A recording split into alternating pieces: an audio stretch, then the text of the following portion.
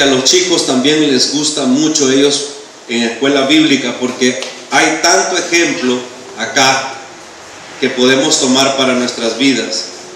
Pero la palabra habla por sí sola. Yo no conozco otro texto en toda la palabra, todos los cientos de capítulos que tiene la Biblia, como el capítulo 39 de Génesis. Porque no es necesario, hermano, explicar nada. Veamos verso a verso y usted se dará cuenta de lo que le estoy diciendo. Recordándoles que José fue a la fuerza a Egipto. Egipto es una nación pecadora, hermano.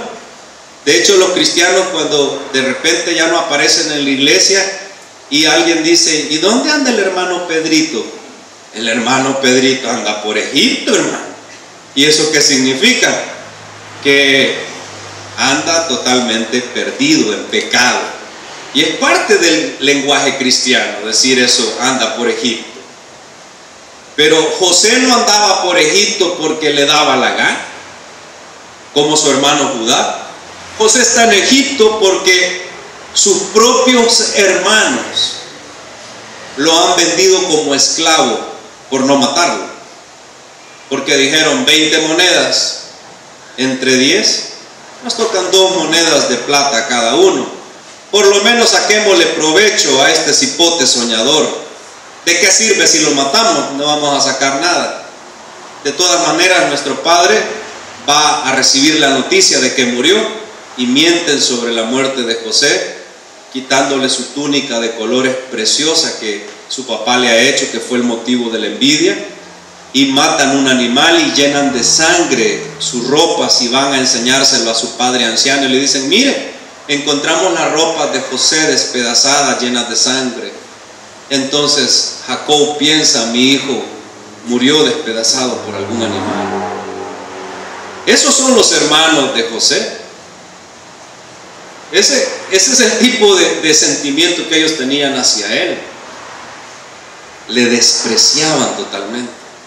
José pudo vengarse en cualquier momento de su vida cuando él tuvo poder. Hermano, Potifar, dice, era el capitán de la guardia del faraón egipcio. En otras palabras, hoy día, digamos que Potifar era el ministro de la defensa o de la guardia presidencial. Hermano, José en algún momento pudo haber, al ser el mayordomo de este hombre, pudo haberse vengado de sus hermanos. Él sabía dónde vivían, pero no lo hizo.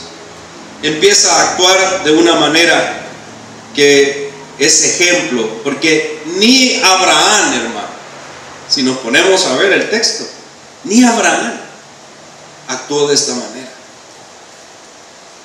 2. A pesar de que fue llevado como esclavo, el verso 2 dice: mas Jehová estaba con José, y fue varón próspero y estaba en la casa de su amo el egipcio. Hermano, Jehová estaba con José porque José estaba con Jehová. Él respetaba, amaba mucho a Dios, al Dios de sus padres. Porque una cosa es que usted diga, que yo diga: yo voy a la iglesia, Dios está conmigo. Usted ve a una persona y diga: mire, él es cristiano, él va a la iglesia. O es cristiano porque dice que va a la iglesia. Pero en el verso 3 hay una confirmación de no lo que somos o lo que decimos que somos, sino lo que de verdad los demás ven en nosotros. Porque una cosa es, él estaba con Jehová, pero el verso 3 dice: y vio su amo que Jehová estaba con él. Hermano, esta es confirmación. Fácil es decir: yo estoy con Dios, yo voy a la iglesia, yo hago esto, yo hago aquello. El grave problema es, los demás ven que Jehová está contigo. Los demás ven al Señor reflejado en ti, en tus actos, en tu palabra, ¿o no? O a veces, hermano, nos sentimos mal porque nosotros sabemos que no reflejamos al Señor en nada de lo que hacemos o decimos. Y a veces algunos dicen, no, yo no hago nada, pastor, yo me comporto bien. Hermano, no lo pensamos también a veces. Si es que a veces no hacemos, pero lo pensamos. Y desde luego lo pensamos, hermano, el pecado está a la puerta. El pecado, hermano, está a la puerta. Es solo de abrir la puerta y ahí está, entra el pecado a su vida. El pecado no está lejos, el pecado está y mora acá. Pablo decía, miserable de mí, ¿quién me podrá separar de este qué? ¿Cuerpo de qué decía Pablo? ¿Por qué decía cuerpo de muerte? Porque el pecado te lleva ¿a qué? A la muerte. Y por cuanto el Señor venció el pecado y resucitó, Él nos puede llevar entonces de la muerte ¿a dónde? A la vida. Acabamos de cantar, Jesús es pan de vida. Jesús es pan de vida, ¿qué, hermano? Eterna. Solo Él nos puede llevar a la vida eterna. Si nosotros, hermano, nos soltamos de la mano del Señor un día, una semana, estamos expuestos a fracasar totalmente. Y el problema, hermano, no es que usted fracase o yo fracase. El problema no es que usted empiece a pegarse un deslizón de lo que se pega normalmente el mundo en estos tiempos de diciembre. El problema es que nos llevamos de encuentro a la esposa, a los hijos. Y el grave problema también es que alrededor nuestro hay potifares. Tú tienes muchos potifares, gente que no es de la iglesia, son de afuera. Pero cuando te ven que tu testimonio no es como el de José, no vio su amo que Jehová estaba con él, no ven nada de eso. Ellos lo que ven es totalmente, hermano, lo que ellos hacen o peor de lo que ellos hacen. Esta gente dice, ¿yo para qué voy a ir a la iglesia? Y ese es el hermano, el enemigo trabaja fino. Tú te has mantenido bien y de repente se te sale una mala expresión y exacto te escucha la vecina.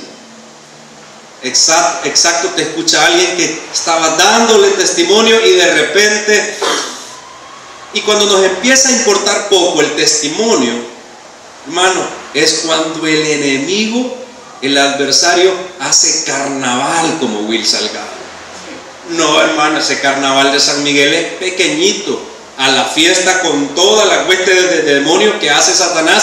Cada vez que usted da un mal testimonio, que yo doy un mal testimonio y que nos importa poco, de todos modos esa señora es peor que yo, de todos modos esa maestra o ese maestro ya está condenado. Yo por lo menos voy de vez en cuando los domingos a la iglesia.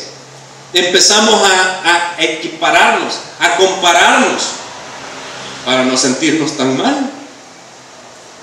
Pero hermano, nosotros debemos de ser testimonio. Mire lo que pasa, porque es que el Señor siempre va a restaurar a pesar del problema. Vas a estar en problemas, por causa justa es bueno caer en problemas. Mire el verso final del verso 3. Todo lo que él hacía, Jehová lo hacía prosperar en su mano. Hacía yo, José, gracia en sus ojos y le servía.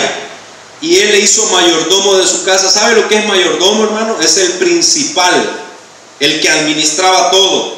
Y entregó en su poder todo lo que tenía. Hermano, cuando José llegó a Egipto, él era un esclavo.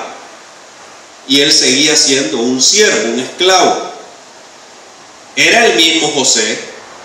Ya dice la Biblia en el verso 6 que era de hermoso semblante, bella presencia. Nueva traducción viviente dice, era fornido y hermoso, o guapo.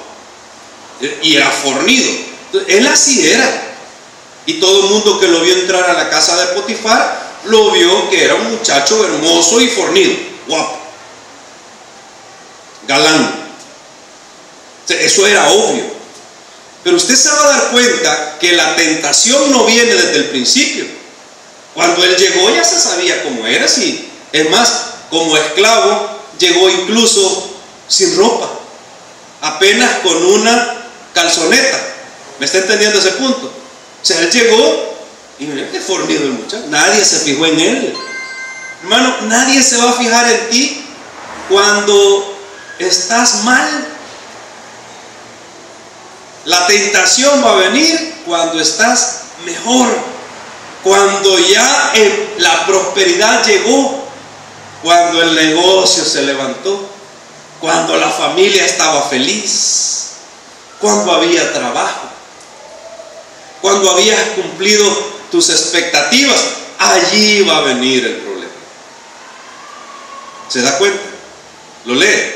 Yo no lo estoy inventando, por eso le digo que este capítulo se explica solo. 5. Aconteció que desde cuando le dio el encargo de su casa y todo lo que tenía, Jehová bendijo la casa del egipcio a causa de José. Y la bendición de Jehová estaba sobre todo lo que tenía, así en casa como a dónde, dice hermano, en el campo. El egipcio tenía casa de campo, hacienda. Hermano, José llegaba a la hacienda y las vacas de Potifar eran las más hermosas. Los sembradíos de Potifar, los graneros de Potifar eran los más abundantes. Todo, la casa, hermano, estaba preciosa. Los jardines, José decía, riéguenlas con esta agua, hagan esto, hagan aquello. Él daba las órdenes. Ya no lo hacía porque él era el mayordomo. Las rosas del jardín de Potifar eran las más lindas. Todo lo que hacía era precioso, era prosperado. Y él le había puesto en mano de José todo lo que tenía, dice el verso 6. Lea el 6. Dejó todo lo que tenía en manos de José. Hermano, me llama la atención que dice que Potifar, de lo único que se preocupaba, aquí dice se preocupaba, pero en la NBI dice que lo único que Potifar elegía o decidía era qué iba a comer. Hermano, por lo menos, ¿verdad? Imagínense si ni siquiera decidía qué comer. Y esto es un poco exagerado hasta cierto punto. Dice, no, él solo elegía lo que había de comer, no se preocupaba por nada. Hermano, ¿quién paga los recibos en tu casa? Y a veces los recibos se pierden o se traspapelan. ¿Estás al cuidado de eso? ¿Verdad que se preocupa por pagar los recibos? Hermano, y cuando se acaba el gas, ¿qué hacemos? Hay que comprarlo. Hermano, y el cuidado, la limpieza de la casa, el cuidado de los niños, el aseo de ellos, sus cuadernos. Tenemos que estar, imagínense que no se ocupaba de nada Potifar. De nada. Dice que de nada. Todo lo tenía cuadriculado José. Los recibos ya están pagados. El gas, ahí está un tambo de más. Las plantas, nítidas. El jardinero ya vino. La pintura, ya se pintó. Había un foco quemado, ya lo cambiamos. Los niños, nítidos. Ya están matriculados, tienen sus cuadernos, tienen todo. Ya pagamos el año completo. Como ha sido prosperado los graneros, vendí 4 vacas y mire, nos ahorramos todavía un 20% en la matrícula y en las cuotas. Como pagamos el año entero, le saqué 20% de descuento al colegio. Todo, sí, ya no me preocupo por nada. Bueno, voy a comer faisán esta noche. Es lo único que hacía, lo único que se preocupaba. 7. Aconteció después de esto. ¿Después de qué, hermano? Cuando eres esclavo, un poco delgado, fornido pero delgado, demacrado por el camino, peludo porque no se había rasurado. ¿O después de qué? Dice el verso 7. Aconteció después de qué. ¿Después de esto qué? De toda la prosperidad que había, hermano. Aconteció que cuando él se hizo cargo de todo, cuando él era el administrador de todo, entonces la mujer de su amo puso sus ojos en José y le dijo, duerme conmigo. Hermano, ¿por qué no puso sus ojos antes en él? ¿Por qué antes ni cuenta se daba quizás de él. ¿Sabe por qué? Porque aquí viene la prueba. Cuando todo está bien, como se los explicaba. Verso 8, por ahí pongo. Y él no quiso. Hermano, mire qué bien. La mujer le dijo, duerme conmigo, y él no quiso.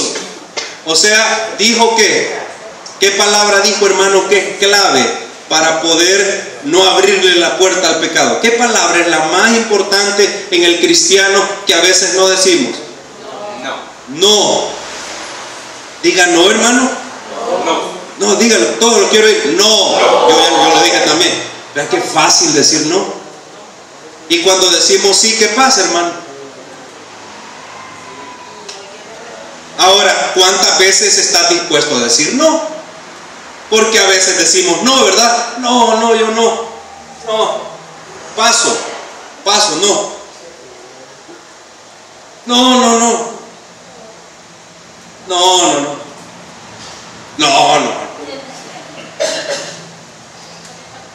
Y hace el escote. No. Y la minifalda. Vaya pues. Hermano, ¿de qué sirvió decir no, y luego decir ¿qué? Sí. ¿Verdad que también pueden decir sí? De nada sirve. Pero lo que pasó acá es un ejemplo. Él no quiso y dijo a la mujer de su amo, y explicó por qué, hermano. Porque una cosa es que yo trate de soportar la prueba o el pecado, pero se me voy a amarrar el escote. He aquí que mi Señor no se preocupa conmigo de lo que hay en casa, y ha puesto en mi mano todo lo que tiene. 9. No hay otro mayor que yo en esta casa, y ninguna cosa me ha reservado, sino a ti. O sea, aquí yo puedo hacer lo que quiera, menos con usted, porque usted es la esposa de él. No es, a mí me da miedo porque usted es la esposa del ministro de Defensa y me va a matar. No es decir no porque no me gusta usted, señora. Señora era hermosa, de seguro. No es decir no porque la verdad es que yo me gusta una muchacha por allá, me gusta otra. No es decir no porque le tengo respeto nada más al patrón. No, es decir no por eso y eso, pero lo más importante, hermano, es decir no por lo que dice el verso 9 al final. Ninguna cosa me ha reservado sino a ti, por cuanto tú eres su mujer. ¿Cómo pues haría yo este gran mal? ¿A quién le va a hacer ese mal, hermano? A su patrón, que le ha confiado todo. Coma, y ahí viene lo importante. ¿Y pecaría contra quién? ¿Pecaría? O sea, al patrón le puede hacer un mal, y si no se da cuenta, ¿qué problema hay? Porque de seguro la mujer no le va a contar al patrón, ¿verdad? Al esposo. Pero ¿cuál sí es el problema? ¿Pecar contra quién, hermano? Hermano, ¿dice pecar contra Potifar? No. ¿Dice pecar contra usted? No. Hermano, ¿está pecando contra la memoria de su padre? No. ¿Está pecando con su descendencia? No, hermano, todo pecado